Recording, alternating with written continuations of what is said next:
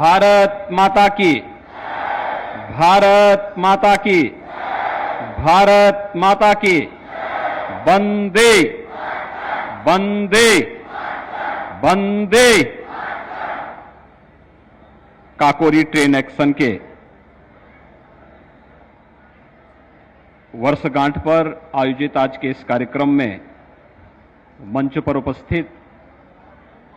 प्रदेश सरकार में मेरे वरिष्ठ सहयोगी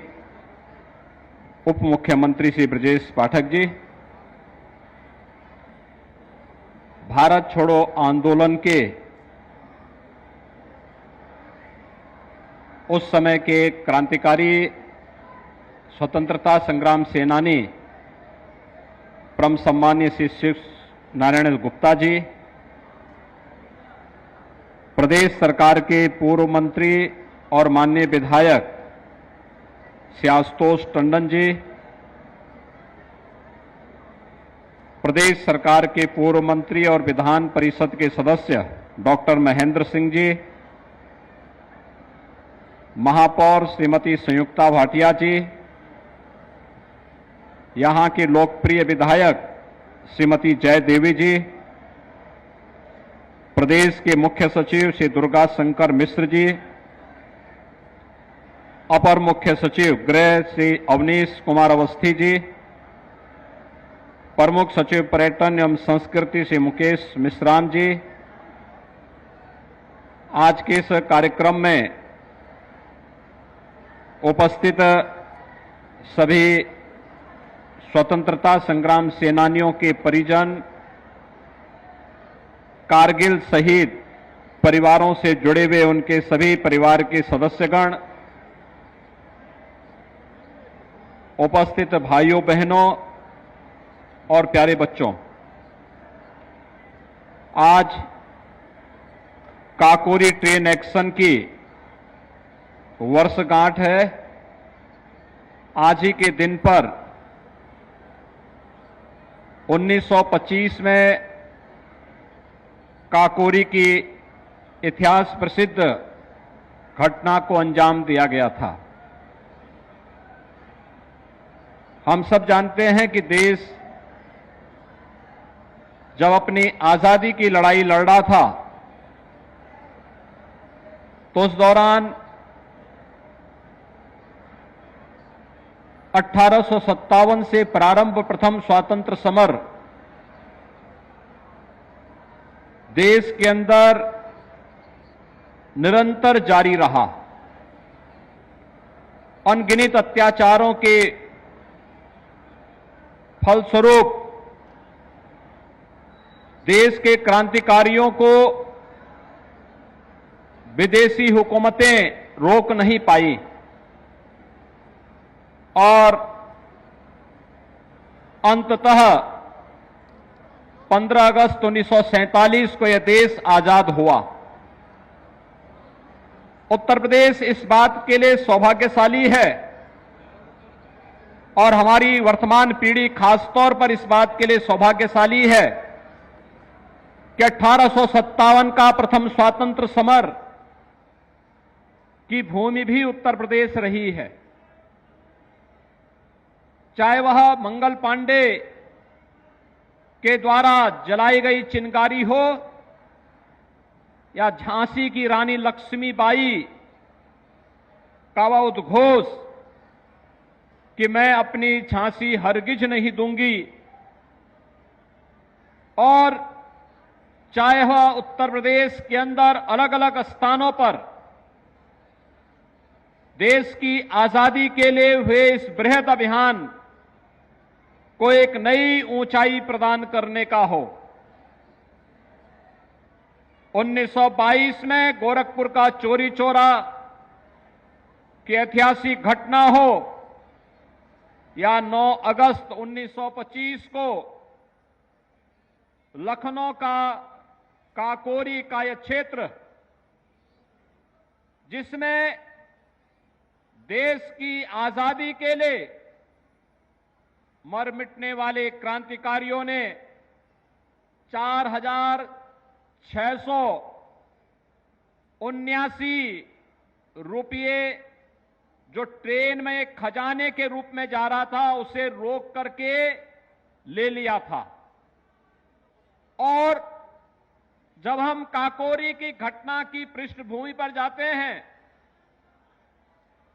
तो 4,679 रुपये के लिए 10 लाख रुपए से अधिक खर्च ब्रिटिश सरकार ने उस समय खर्च किए थे। क्रांतिकारियों को गिरफ्तार किया था। पंडित राम प्रसाद बिस्मिल जिनके नेतृत्व में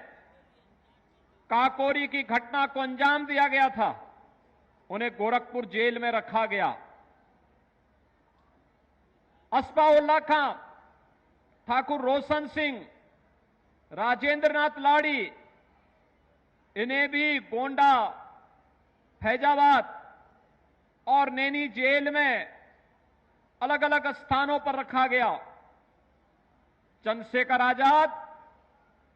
ब्रिटिश हुकूमत के खिलाफ लड़ते हुए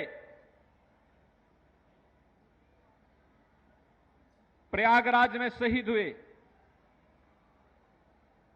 लेकिन क्रांति की यह लौ कभी बुझी नहीं। यह देश लड़ता रहा अपनी आजादी के लिए, अपनी स्वाधीनता के लिए, और उसी का परिणाम था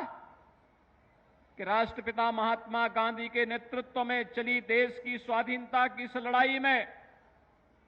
नेताजी सुभाष चंद्र बोस, सरदार वल्लभ भाई पटेल, भगत सिंह, राजगुरु, अनगिनत क्रांतिकारियों के त्याग और बलिदान के फलस्वरूप इस देश को 15 अगस्त 1947 को अपनी स्वतंत्रता प्राप्त हुई। आज हम सबका सौभाग्य है कि देश अपनी आजादी का अमृत महोत्सव मना रहा है और 15 अगस्त 2022 को जब आजादी के 75 वर्ष पूर्ण होंगे, पूरा देश इस अमृत महोत्सव का साक्षी बनेगा। देश के आदरणीय प्रधानमंत्री जी ने देश के सामने एक लक्ष्य रखा है कि तब देश अपनी आजादी का अमृत महोत्सव मना रहा है, अभी से हम 25 वर्ष की अपनी व्यापक कार्य योजना को बना करके देश के सामने रखें। जब ये देश अपनी आजादी का शताब्दी वर्ष मना रहा होगा, उस समय में कैसा भारत चाहिए? भारत की ताकत भारत की सामूहिकता है। 135 करोड़ की आबादी जब एक साथ बोलती है तो भारत दुनिया के अंदर सबसे बड़े लोकतंत्र के रूप में ही नहीं, बल्कि लोकतंत्र की मां के रूप में भी दुनिया को प्रतिनिधित्व देते हुए, मार्गदर्शन करते हुए दिखाई देती है। जब हम जाति, मत, मजहब, क्षेत्र, भाषा के आधार पर बटे होंगे तो ये विभाजन हमारी ताकत का ही विभाजन करेगा, भारत को कमजोर करेगा, विकास को बाधित करेगा, अव्यवस्था, अराजकता, तमाम ऐसी विकृतियों को जन्म देगा जो फिर से देश की स्वाधीनता पर संकट खड़ा कर सकता है। और इसलिए भाइयों बहनों, सबसे बड़ा संकल्प हमारा होना चाहिए कि हम भारत को फिर से किसी भी प्रकार से कमजोर नहीं होने देंगे। पूरे भारत की एकता का संकल्प लेकर के उन विकृतियों को दूर करते हुए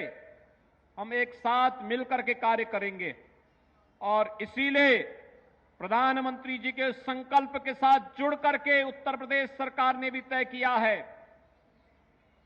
कि उत्तर प्रदेश को हम आगामी 5 वर्ष के अंदर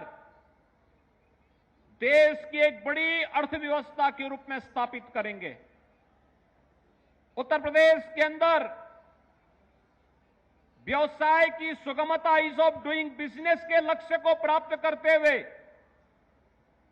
प्रत्येक नागरिक के जीवन को सहज और सरल बनाने में हम लोग अपना योगदान देंगे। उत्तर प्रदेश के नौजवानों के लिए हो, किसानों के लिए हो, महिलाओं के लिए, समाज के प्रत्येक तबके के लिए हम उस प्रकार की योजनाओं को लेकर के कार्य करेंगे जो उत्तर प्रदेश को तो एक पहचान देगा ही, उत्तर प्रदेश के प्रत्येक नागरिक को सम्मान भी देगा और पहचान और सम्मान के बीच के समन्वय को आगे बढ़ाते हुए उत्तर प्रदेश को देश की सबसे बड़ी अर्थव्यवस्था के रूप में स्थापित करने के संकल्प को लेकर के हम सब आज काकोरी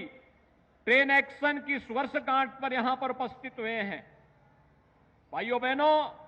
हमारे क्रांतिकारियों का बलिदान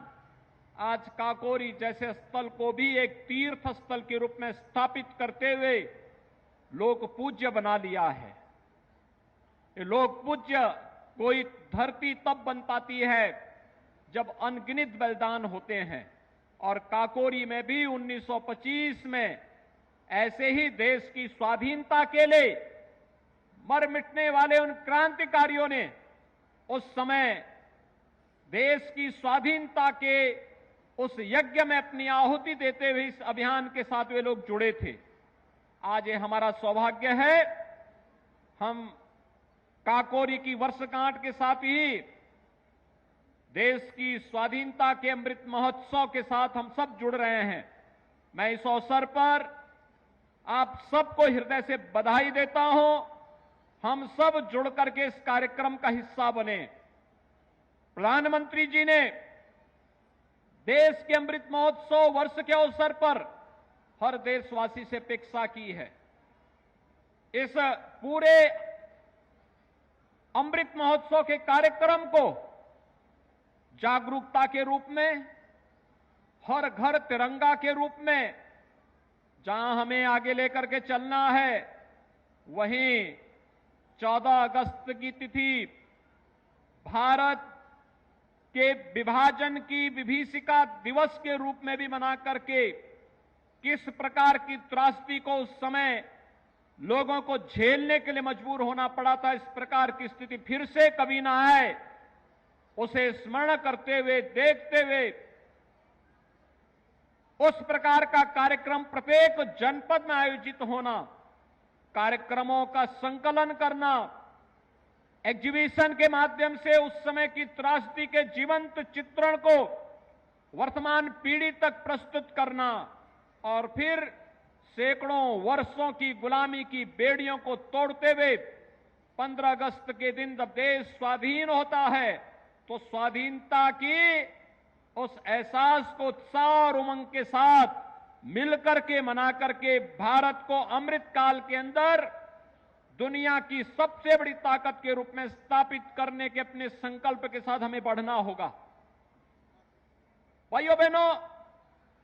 इस संकल्प हमेशा आगे बढ़ने की एक प्रेरणा देता है हमें। ये संकल्प हमें अपने देश के बारे में सोचने के लिए मजबूर करता है और उस संकल्प के साथ हम सब जुड़े हैं, इस विश्वास के साथ अभी से हम लोग मिलकर के उत्साह के साथ कार्यक्रमों के साथ जुड़ेंगे। तिरंगा यात्राओं का आयोजन जगह जगह हो रहा है, लोगों में अपार उत्साह है। भारत के प्रतीकों के प्रति सम्मान का भाव हर भारतीय का कर्तव्य है और उस कर्तव्य के पथ पर आगे बढ़ते हुए यही हम सबका संकल्प भी होना चाहिए, यही हमारा धर्म भी होना चाहिए। इस विश्वास के साथ मैं एक बार फिर से भारत माता के इन महान सपूतों को, जिन्होंने आजादी की बलवेदी पर अपने आप को समर्पित किया, उन्हें कोटिसा नमन करते हुए विनम्र श्रद्धांजलि अर्पित करता हूं और आजादी के अमृत महोत्सव के इस अभियान के साथ आप सबसे जुड़ने का आह्वान भी करते हुए अपनी वाणी को विराम देता हूं। धन्यवाद। जय हिंद।